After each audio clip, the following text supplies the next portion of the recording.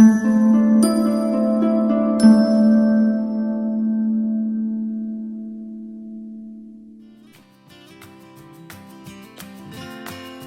friends, welcome to South Indian Food Court. இன்னைக்கு நம்ம உருளைக்கிழங்கு வச்சு ஒரு கிரேவி தான் பண்ண போறோம். நார்த் இந்தியன் ஸ்டைல்ல ஆலு சப்ஜி பண்ண போறோம்.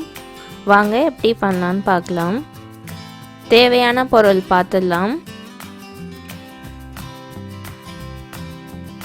ஆலு சப்ஜி பண்ணுறதுக்கு கடாய் வச்சுக்கலாம். கடாய் ஹீட் ஆனோடனே 2 டேபிள் ஸ்பூன் அளவுக்கு பட்டர் சேர்த்துக்கோங்க. பட்டர் நல்லா மெல்ட் ஆகட்டும். பட்டர் நல்லா மெல்ட் ஆகிடுச்சு.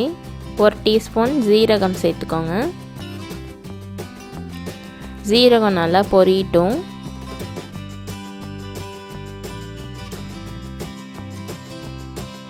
சீரகம் பொரிஞ்சிடுச்சு. இந்த சைஸ் அளவு நான் வெங்காயம் எடுத்திருக்கேன். இதை நல்லா பொடியாக கட் பண்ணி வச்சுக்கோங்க. வெங்காயம் நல்லா கோல்டன் ப்ரௌன் கலர் வர வரைக்கும் நல்லா வதக்கி விடுங்க.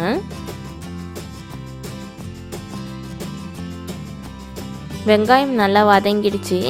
நான் 2 பெரிய சைஸ் தக்காளியை கட் பண்ணி வச்சுருக்கேன். இதை நல்லா இப்போ ஸ்மூத் பேஸ்ட்டாக அரைச்சிட்டு வந்துடலாம்.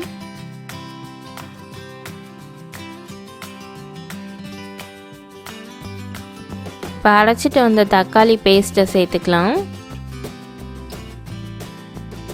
தக்காளி நல்லா பச்சை வாடை போகிற வரைக்கும் வதக்கி விட்டுக்கோங்க. தக்காளியில் உள்ள தண்ணிலாம் சுண்டட்டும். அது வரைக்கும் நம்ம மூடி வச்சிடலாம் ஒரு 2 நிமிஷம். இப்போ திறந்து பார்க்கலாம். நல்லா சுண்டிருக்கு. 1 ஸ்பூன் அளவு இஞ்சி பூண்டு பேஸ்ட் சேர்த்துக்கோங்க. இஞ்சி பூண்டு பேஸ்ட் பச்சை வாடை போகிற வரைக்கும் நல்லா வதக்கி விட்டுக்கோங்க. இஞ்சி பூண்டு பேஸ்ட் பச்சை வாடை போயிடுச்சு. இப்போ தூள்லாம் சேர்த்துக்கலாம்.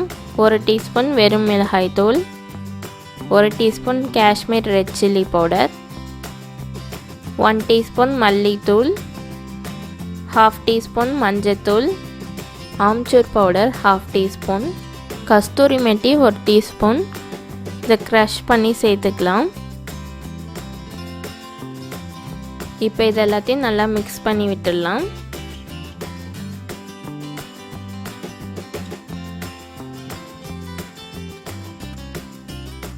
மிக்ஸ் பண்ணியாச்சு. இப்போ 1/4 கப் அளவுக்கு தண்ணி சேர்த்துக்கோங்க. இப்போ இது எல்லாத்தையும் நல்லா மிக்ஸ் பண்ணி விட்டுருங்க. 1 டீஸ்பூன் சால்ட் சேர்த்துக்கோங்க.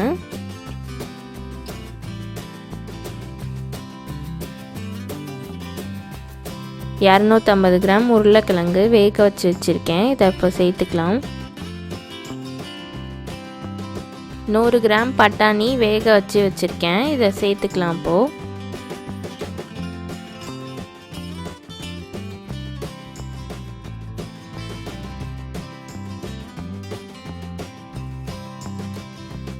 கால் டீஸ்பூன் அளவு கரம் மசாலா சேர்த்துக்கோங்க.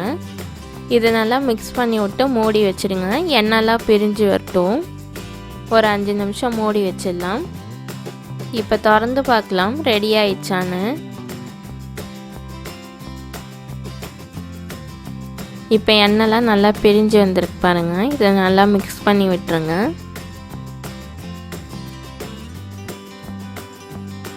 கொஞ்சமாக கொத்தமல்லி இலை சேர்த்துக்கோங்க.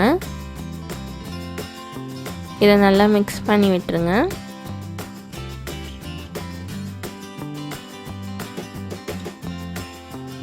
அவ்வளோதான், ரெடி ஆயிடுச்சு. இது ஒரு பவுலில் ட்ரான்ஸ்ஃபர் பண்ணிடலாம். சுவையான ஆலு சப்ஜி ரெடி. இது சப்பாத்தி, பரோட்டா, பூரி, நான் எதுக்கு வேணாலும் சேர்த்து சாப்பிட்டா சூப்பராக இருக்கும். ட்ரை பண்ணி பார்த்துட்டு எப்படி இருந்துச்சுன்னு ஃபீட்பேக் சொல்லுங்கள். இந்த வீடியோ பிடிச்சிருந்துச்சுன்னா லைக் பண்ணுங்கள், ஷேர் பண்ணுங்கள், சப்ஸ்கிரைப் பண்ணுங்கள். மறக்காமல் பெல் ஐக்கானையும் கிளிக் பண்ணிவிடுங்க. தேங்க்யூ, பாய்.